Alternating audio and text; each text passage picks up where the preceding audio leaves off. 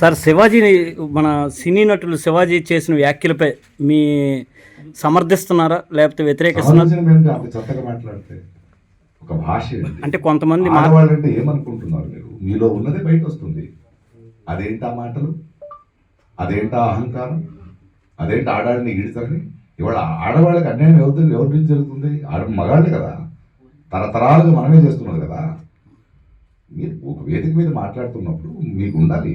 సరే, ఆయన క్షమాపణ అడిగాడు, బట్ ఒక సంస్కారాలు బలిదారు కదా. ఇప్పుడు ఆమెను ఆంటీ అన్నాడు అంటే ఆడ భాష చూడండి. వాళ్ళకి ఆడవాళ్ళ బాడీ పార్ట్స్ తప్పితే తెలుగు రాదు వాళ్ళకి.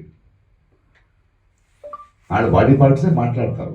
వాళ్ళు ఎంత సంస్కారాలు అనుకుని మాట్లాడుతున్నా అంత అసహ్యం అది. అనసూయ గారిని, అనసూయ లాంటి వాళ్ళని నేను సపోర్ట్ చేస్తాను.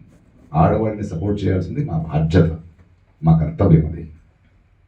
శివాజీ గారు కానీ ఎవరు కానీ ఒక వేదిక మీద మాట్లాడేటప్పుడు ఒళ్ళు దగ్గర పెట్టుకుని, మీకు ఒక వేదిక ఎందుకు ఇచ్చారు?